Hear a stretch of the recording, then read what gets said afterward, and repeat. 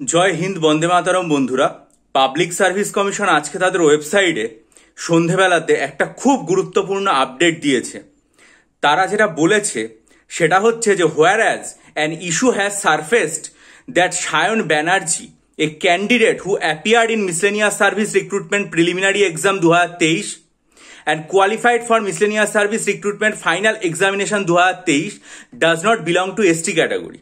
অর্থাৎ সায়ন ব্যানার্জি বলে একজন পরীক্ষার্থী, তিনি মিসলেনিয়াস প্রিলিমিনারি পরীক্ষাতে বসেছিলেন এবং পরীক্ষায় পাশও করেছেন প্রিলিমিনারিতে, কিন্তু তিনি এসটি অর্থাৎ শিডিউল ট্রাইব ক্যাটাগরির অন্তর্ভুক্ত নন। And whereas on hearing by calling him through notice and scrutiny of all the original testimonials of the said Sayan Banerjee, it appears that the incumbent has made false statement regarding his category and necessary qualification।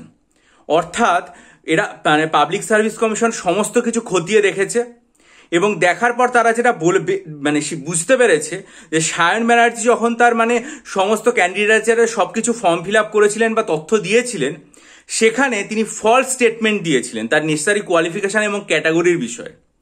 Hence the candidature of the shed Sayan Banerjee in connection with the examination noted অ্যাভাব stand cancelled.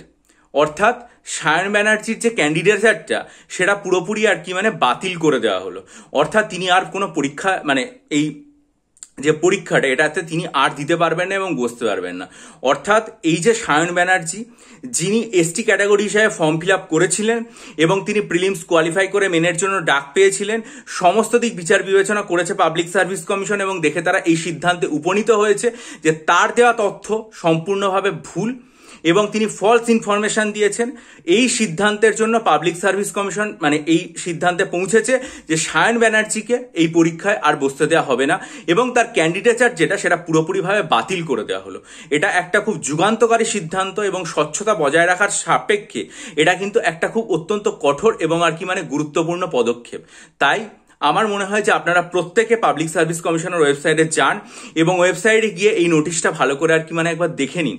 এটা স্বচ্ছতার দিকে একটা খুব গুরুত্বপূর্ণ পদক্ষেপ বলে আমার মনে হয় এবং এই যে মানে পদক্ষেপটা নেওয়া হয়েছে, এত বড় একটা সিদ্ধান্ত, এটা সত্যি আর কি মানে খুব জরুরি এবং মানে বর্তমান সময়ের যে নিরিখে সেটা আর কি মানে গুরুত্বপূর্ণ। অর্থাৎ তারা এই কারেক্ট ডিসিশনটা নিয়েছে যে তারা কোনো রকম ফলস স্টেটমেন্টকে আর কোনোভাবেই গ্রহণ করবে না। অর্থাৎ আপনারা কিন্তু যখন ভবিষ্যতে ফর্ম ফিল আপ করবেন চাকরির পরীক্ষা, তখন খুব ভাবনা চিন্তা করে এবং ভালোভাবে সিদ্ধান্ত নিয়ে করবেন যাতে কোনো রকম কোনো ভুল না হয়। কারণ দেখলেন একজন পরীক্ষার্থী ফলস স্টেটমেন্ট দিয়েছেন বলে তাই কিন্তু হাতে হাতে ধরা হলো এবং তার এই ক্যান্ডিডেচারটা বাতিল করে দেওয়া হলো।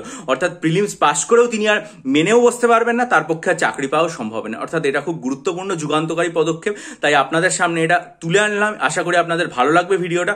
তার জন্য আপনারা ভিডিওটা লাইক করুন, বন্ধুদের মাঝে ছড়িয়ে দিন এবং অবশ্যই আপনাদের গুরুত্বপূর্ণ মতামত জানাবেন। আর যদি মনে করেন আসন্ন মিসলেনিয়াস মেনের জন্য ডেসক্রিপটিভ বাংলা, ডেসক্রিপটিভ ইংরেজি, ডেসক্রিপটিভ কারেন্ট অ্যাফেয়ার্স এবং ডেসক্রিপটিভ অঙ্কের স্টাডি মেটেরিয়াল নিতে চান, তাহলে ডিসক্রিপশন বক্সে ইমেল আইডির মাধ্যমে আমার সাথে যোগাযোগ করবেন।